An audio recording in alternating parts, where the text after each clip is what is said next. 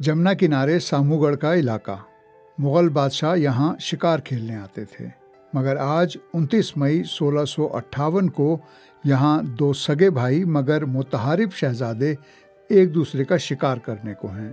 وہی پرانا جھگڑا، تخت کس کا مقدر اور تختہ کس کا انجام۔ یہ روداد ہے مغل شہزادوں اورنگزیب اور دارا شکوہ کے درمیان فیصلہ کن معرکے کی۔ تاج محل جیسا رومان پرور عجوبہ یادگار چھوڑنے والے شاہ جہاں اور ممتاز محل کے سگے بیٹوں کے مابین جنگ و جدل کی نوبت آئی کیسے؟ تاج ہندوستان کے دوسرے امیدواروں کا کیا انجام ہوا؟ یہ ہے آج BBC ریڈز کا موضوع۔ تحریر ہے صحافی و محقق وقار مصطفیٰ کی۔ میں عمر آفریدی ہوں۔ آپ سن رہے ہیں BBC ریڈز۔ مئی کی چلچلاتی دھوپ میں سامو گڑھ کا تپتا میدان کے ایک جانب صف بستہ ہے دارا شکوہ کا لشکر، سامنے شہزادوں اورنگزیب اور مراد کی سپاہ صف بندی میں مصروف۔ شدید بیمار باپ اور شہنشاہ ہندوستان شاہ جہاں دارا کی حمایت اور دوسرے بیٹوں کی مخالفت میں میدان جنگ میں۔ ماں ممتاز محل 27 سال پہلے 14ویں زچگی کے دوران مرنے کے بعد میدان جنگ سے صرف 20-25 میل دور تاج محل میں ابدی نیند سو رہی ہیں۔ شاہ جہاں نے 1628 میں تخت پر بیٹھنے کے بعد سے ہی بڑے بیٹے دارا شکوہ کو امور سلطنت میں شریک اور چھوٹے بیٹے اورنگزیب کو پرے کرنا شروع کر دیا تھا۔ دی پرنسس آف مغل امپائر کے مصنف مونس ڈی فاروقی لکھتے ہیں کہ 1644 میں جب بڑی بہن شہزادی جہاں ایک حادثے میں زخمی ہوئی تو اورنگزیب عیادت کے بہانے بنا اجازت دربار میں چلے آئے۔ شاہ جہاں کو بڑا غصہ آیا، سارے القابات چھین کر اورنگزیب کو نظر بند کر دیا۔ اگرچہ کچھ عرصے بعد بادشاہ کی ناراضی ختم ہو گئی، مگر اپنے بیٹے اورنگزیب کو دربار سے دور ہی رکھا۔ تقریباً 8 سال بعد جب بادشاہ نے اورنگزیب کو ملتان سے دکن بھیجا تو انہوں نے شکایت کی کہ ان کی جاگیر کی آمدن میں 17 لاکھ کا خسارہ پورا نہیں کیا گیا۔ فاروقی لکھتے ہیں کہ شاہ جہاں نے اورنگزیب کی طاقت کم کرنے کی غرض سے ان کی خود تربیت کی ہوئی گھڑ سوار فوج کے ہزاروں سپاہی بھی رکھ لیے تھے۔ تاریخ داں ایرا مکھوٹی اپنے ایک مضمون میں لکھتی ہیں کہ بادشاہ کو اپنے بڑے بیٹے دارا شکوہ سے خاص انسیت اور لگاؤ تھا، جس سے تینوں چھوٹے بھائی دارا سے حسد کرنے لگے تھے۔ شاہ جہاں نے ان تینوں بیٹوں کو مختلف صوبوں کا گورنر بنا رکھا تھا، مگر وہ وقتاً فوقتاً دارا کے خلاف متحد ہو جاتے تھے۔ اورنگزیب نے ان باتوں کو تخت کی جانب اپنے سفر کا جواز بنایا۔ ستمبر 1657 میں شاہ جہاں بیمار پڑ گئے اور جھروں کا درشن نہ دے سکے۔ دارا شکوہ نے بطور ولی عہد اپنے والد کی جگہ امور سلطنت سنبھالے۔ آر کے گپتا اور ایس آر بخشی کی اسٹڈیز ان انڈین ہسٹری میں ہے کہ جب بادشاہ کی بیماری شدت اختیار کر گئی تو دارا نے اسے بھائیوں سے چھپانے کی کوشش کی۔ اس کا منفی اثر ہوا۔ ملک میں بادشاہ کی موت کو خفیہ رکھنے اور تخت پر دارا کے قبضے کی افواہیں پھیلنے لگیں، جن کا نتیجہ جانشینی کے لیے جنگ کی صورت میں نکلا۔ شہزادوں شجاع اور مراد نے اپنی اپنی جاگیروں میں بادشاہت کا اعلان کر دیا اور لشکر لے کر دلی کی طرف روانہ ہو گئے۔ اورنگزیب نے اپنے پڑوسی مراد سے اتحاد کیا اور دارالحکومت دلی کی طرف مشترکہ مارچ کی منصوبہ بندی شروع کر دی۔ دارا شکوہ کو میدان جنگ کا کوئی تجربہ نہیں تھا۔ انہوں نے صرف قندھار میں ایک ناکام مہم کی قیادت کی تھی۔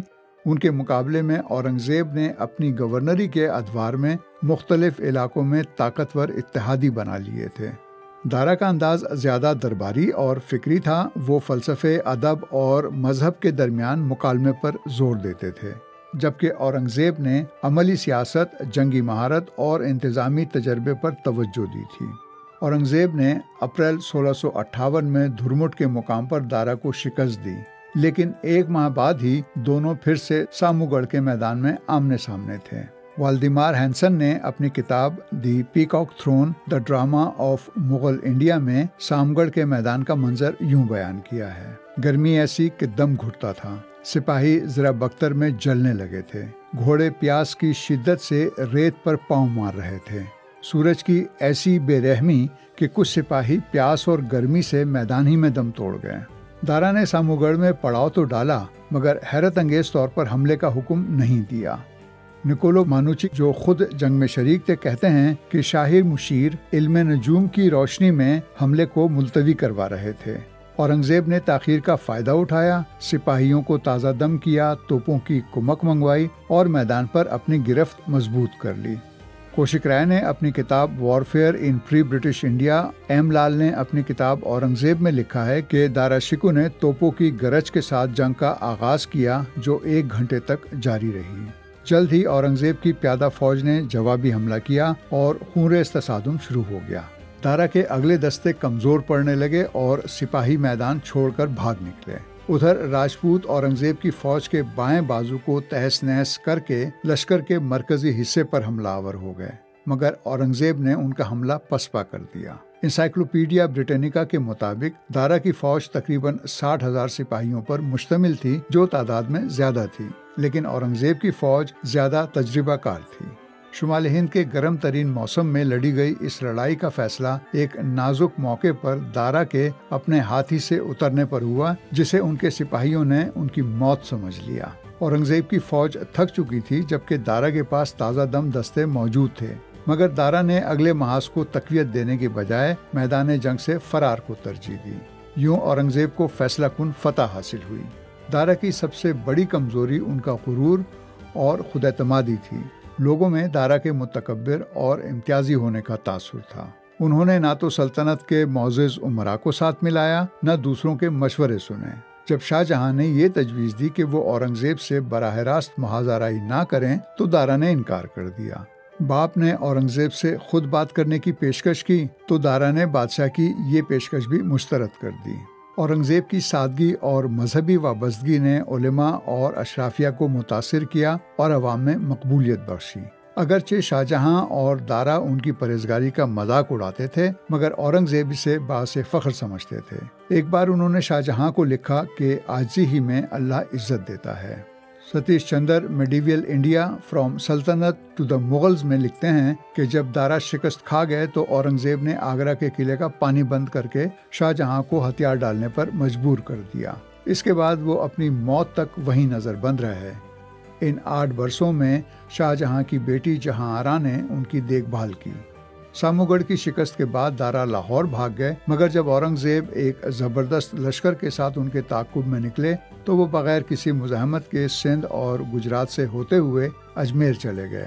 दारा ने आखिरी मार्का मार्च 1659 में अजमेर के करीब देवराई के मुकाम पर लड़ा, मगर शिकस्त खाई।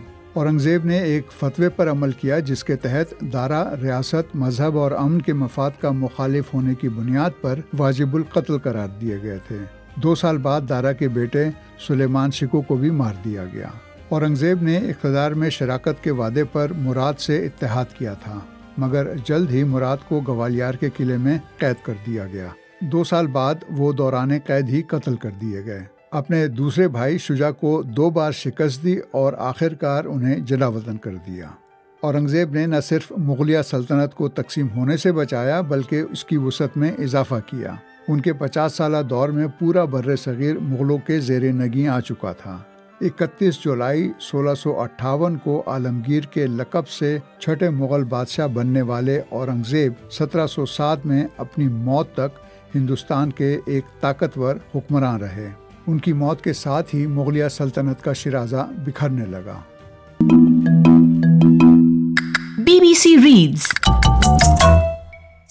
BBC रीड्स के जरिए हमारी यही कोशिश है कि BBC उर्दू की वेबसाइट की वो स्टोरीज जिनमें ऑडियंस की दिलचस्पी ज़्यादा नज़र आती है, उन्हें और भी ज़्यादा लोगों तक क्यों न पहुंचाया जाए। तो हम पढ़ें और आप सुनिए, और अपने दोस्तों और साथियों को भी सुनाइए।